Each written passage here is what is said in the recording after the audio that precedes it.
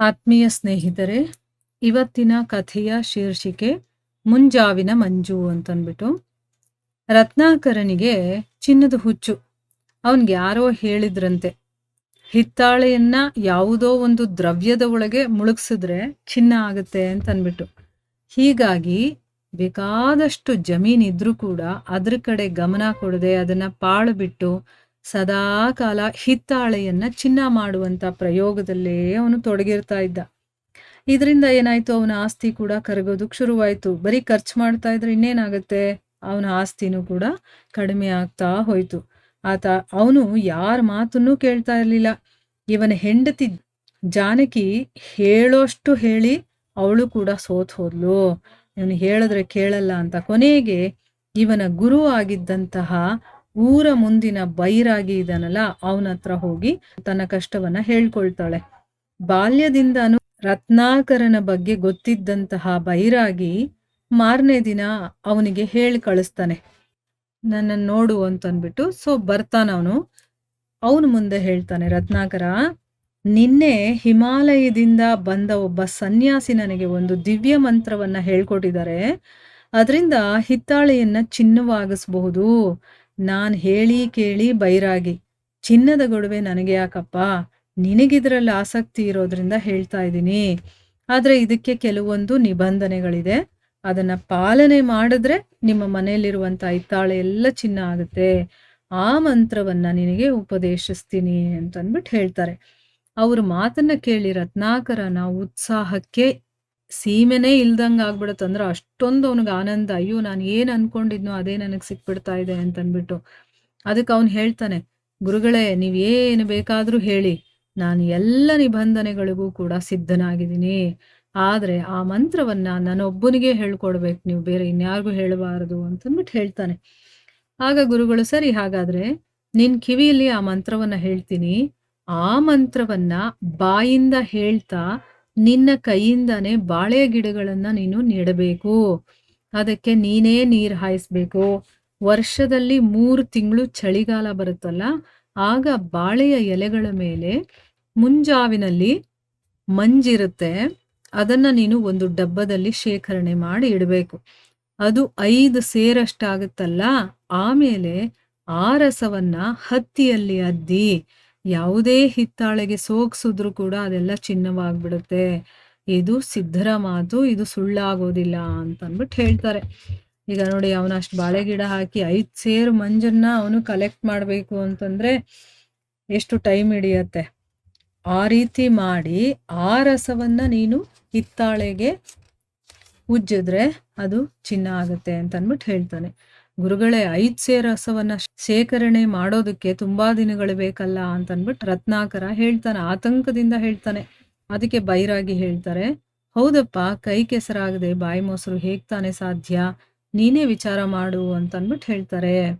ಹೆಚ್ಚು ಬಾಳೆ ಗಿಡ ಇದ್ರೆ ಬಹಳ ಬೇಗ ಆ ರಸವನ್ನ ಸಂಗ್ರಹಣೆ ಮಾಡಬಹುದು, ಮತ್ತೆ ನಾನು ಬೇಗ ಶ್ರೀಮಂತ ಆಗಬಹುದು ಅಂತ ಗುರುಗಳಿಂದ ಬೀಜ ಮಂತ್ರವನ್ನ ಪಡೆದಂತ ರತ್ನಾಕರ ಯೋಚನೆ ಮಾಡ್ತಾನೆ. ಮಾರನೇ ದಿನ ಅವನ ಕೆಲಸ ಪ್ರಾರಂಭ ಆಗುತ್ತೆ. ಅವನ ಹೆಂಡತಿ ಜಾನಕಿ ಕೂಡ ಅವನಿಗೆ ಸಹಾಯ ಮಾಡ್ತಾಳೆ. ಕೆಲಸಕ್ಕೆ 2 ಆಳುಗಳನ್ನ ಇಟ್ಕೊಳ್ತಾಳೆ. ಪಾಳು ಬಿದ್ದಂತಹ ಜಮೀನನ್ನ ಸ್ವಚ್ಛ ಮಾಡಿ ರತ್ನಾಕರ ಏನ್ ಮಾಡ್ದ, ಬಾಳೆಕಂದನ್ನ ಗುರುವಿನ ಮಂತ್ರದ ಜೊತೆ ನೆಡ್ತಾ ಹೋದ. ಆಮೇಲೆ ನೀರ್ ಹಾಕ್ತಾ ಬಂದ. ಜಾನಕಿ ಗೊಬ್ಬರ ಹಾಕ್ತಾ ಬಂದ್ಲು. 1 ವರ್ಷದಲ್ಲಿ ಬಾಳೆ ಗಿಡ ಎಲ್ಲ ತುಂಬಾ ಚೆನ್ನಾಗಿ ಬೆಳೆಯುತ್ತೆ. ಅಷ್ಟ್ರಲ್ಲಿ ಚಳಿಗಾಲನೂ ಬಂದಿತ್ತು. ರತ್ನಾಕರ ಈಗ ಮುಂಜಾವಿನ ಮಂಜವನ್ನ ಸಂಗ್ರಹಣೆ ಮಾಡೋ ಸಂಭ್ರಮದಲ್ಲಿ ಓಡಾಡ್ತಾನೆ. ಆದ್ರೆ ಜಾನಕಿ ಏನ್ ಮಾಡಿದ್ಲು, ಬಾಳೆಗೊನೆಯನ್ನ ಕೊಯ್ಸಿ, ಅದ್ರಲ್ಲೆಲ್ಲ ಬಾಳೆಗೊನೆಗಳು ಬಿಟ್ಟಿದೆ, ಅದ್ರ ಬಗ್ಗೆ ಅವನಿಗೆ ಯೋಚನೆನೇ ಇಲ್ಲ, ಅದನ್ನ ನೋಡೋದು ಇಲ್ಲ. ಅವನಿಗೇನಂದ್ರೆ ಆ ಮಂಜಿನ ಹನಿಯನ್ನ ಶೇಖರಣೆ ಮಾಡ್ಬೇಕು. ಅವನು ಅದನ್ನ ಸಂಗ್ರಹಣೆ ಮಾಡ್ತಾ ಸಂಭ್ರಮದಿಂದ ಓಡಾಡ್ತಾನೆ. ಆದ್ರೆ ಹೆಂಡತಿ ಏನ್ ಮಾಡ್ತಾಳೆ, ಬಾಳೆಗೊನೆಗಳಿರುತ್ತಲ್ಲ ಅದನ್ನೆಲ್ಲ ಕೊಯ್ಸಿ ಪಟ್ಟಣದಲ್ಲಿ ಮಾರ್ತಾ ಹಣವನ್ನ ಸಂಗ್ರಹಣೆ ಮಾಡ್ತಾಳೆ. ಅಷ್ಟೇ ಅಲ್ಲದೆ ಬಾಳೆಯ ನಾರು ಕೂಡ ಪೇಟೆಗೆ ಹೋಗ್ತಾ ಇತ್ತು. ಈಗ ಒಂದು ಬಾಳೆ ಗಿಡ ಇದ್ರೆ ಅದರಿಂದ ಬೇಕಾದಷ್ಟು ಉಪಯೋಗ ಇದೆ. ರತ್ನಾಕರನಿಗೆ ಇದ್ಯಾವುದ್ರಲ್ಲೂ ಗಮನನೇ ಇರ್ತಾ ಇರ್ಲಿಲ್ಲ. ಅವನಾಯ್ತು, ಅವನ ಮುಂಜಾವಿನ ಮಂಜಾಯ್ತು, ಇಷ್ಟರಲ್ಲೇ ಇದ್ದ ಅವನು. ಜಾನಕಿ ಪಕ್ಕದ ಜಮೀನನ್ನು ಕೂಡ ಖರೀದಿ ಮಾಡ್ತಾಳೆ. ರತ್ನಾಕರನ ಬಾಳೆಯ ತೋಟ ವಿಸ್ತರಣೆಯಾಗಿ 5 ವರ್ಷದಲ್ಲಿ 5 ಸೇರು ಮುಂಜಾವಿನ ಮಂಜನ್ನ ಶೇಖರಣೆ ಮಾಡ್ತಾನೆ. ಅವತ್ತು ಅವನ ಸಂತೋಷಕ್ಕೆ ಎಣೆನೇ ಇಲ್ಲ. ಮನೆಯಲ್ಲಿರುವಂತ ಎಲ್ಲ ಹಿತ್ತಾಳೆ ಸಾಮಾನುಗಳನ್ನು ಕೂಡ ಜೋಡಿಸಿ ಬುಟ್ಟಿಯಲ್ಲಿಟ್ಕೊಂಡು ಗುರುವಿನ ಆಶ್ರಮಕ್ಕೆ ಬರ್ತಾನೆ. ಮಂತ್ರವನ್ನ ಪಠನೆ ಮಾಡ್ತಾ ಹತ್ತಿಯಿಂದ ಆ ಮಂಜಿನ ದ್ರವ್ಯವನ್ನ ಅದ್ದಿ ಹಿತ್ತಾಳೆ ಪಾತ್ರೆಗೆ ಸೋಗ್ಸಿ ಚಿನ್ನ ಆಗುತ್ತೆ ಅಂತ ಕಾದ್ಕೊಂಡು ಕೂತ್ಕೊಳ್ತಾನೆ. ಹಿತ್ತಾಳೆ ಚಿನ್ನ ಆಗೋ ಬದಲು ಹಿತ್ತಾಳೆ ಆಗೇ ಉಳಿಯುತ್ತೆ. ಅವನು ಅದನ್ನ ನಂಬದೆ 2-3 ಸರಿ ಪ್ರಯತ್ನ ಮಾಡಿ ನೋಡ್ತಾನೆ. ಏನು ಫಲನೇ ಸಿಗ್ಲಿಲ್ಲ. ತನ್ನ 5 ವರ್ಷದ ಶ್ರಮ ಹಾಳಾಯ್ತು ಅಂತ ಕೋಪ ಅವನಿಗೆ ಉಕ್ಕಿ ಬರುತ್ತೆ. ಯಾರಿಗಾದ್ರೂ ಬರೋದು ಸಾಮಾನ್ಯ ಅಲ್ವಾ? ಅವನು ಅದನ್ನೇ ನಂಬ್ಕೊಂಡು ಅಷ್ಟೆಲ್ಲ ಕಷ್ಟಪಟ್ಟು ಕೆಲಸ ಮಾಡಿರ್ತಾನೆ. ಈಗ ಹಿತ್ತಾಳೆ ಚಿನ್ನ ಆಗ್ಲಿಲ್ವಲ್ಲ ಅಂತ ಕೋಪ ಬರುತ್ತೆ. ಅದಕ್ಕೆ ಅವನು ಕೋಪದಿಂದ ಹೇಳ್ತಾನೆ, ಗುರುಗಳೇ ನೀವು ಮೋಸ ಮಾಡಿದ್ದೀರಾ ಅಂತಂದ್ಬಿಟ್ಟು. ಅಷ್ಟರಲ್ಲಿ ಜಾನಕಿ ದೊಡ್ಡ ಚೀಲವನ್ನ ಹಿಡ್ಕೊಂಡು ಬರ್ತಾಳೆ. ಗುರುಗಳು ಕೋಪ ಮಾಡಿಕೊಳ್ದೆ, ಜಾನಕಿ ಈ ಹಿತ್ತಾಳೆಯ ಸಾಮಾನು ಮತ್ತು ನಿನ್ನ ಕೈಯಲ್ಲಿರುವ ಚೀಲವನ್ನ ತೂಗಿ ನೋಡು. ರತ್ನಾಕರನಿಗೆ ನಿನ್ನ ಚೀಲದಲ್ಲಿರುವಂತ ಸಾಮಾನನ್ನ ತೋರಿಸು ಅಂತ ಹೇಳ್ತಾರೆ. ಜಾನಕಿ ಆಗ ಏನ್ ಮಾಡ್ತಾಳೆ, ನಗತಾ ಚೀಲದಲ್ಲಿರುವಂತ ಚಿನ್ನದ ಗಟ್ಟಿಯನ್ನ ತೆಗೆದು ಇಡ್ತಾಳೆ. ಚಿನ್ನದ ಗಟ್ಟಿಯ ತೂಕ ಹಿತ್ತಾಳೆಯ ಸಾಮಾನುಗಳಿಗಿಂತ ಹೆಚ್ಚಾಗಿತ್ತು. ಮತ್ತೆ ಫಳಫಳ ಅಂತ ಹೊಳಿತಾ ಇತ್ತು. ಆಗ ಆ ಗುರುಗಳು ಹೇಳ್ತಾರೆ, ರತ್ನಾಕರ, ನಾನು ನಿನಗೆ ಸುಳ್ಳು ಹೇಳಿದ್ ನಿಜಾನೇ.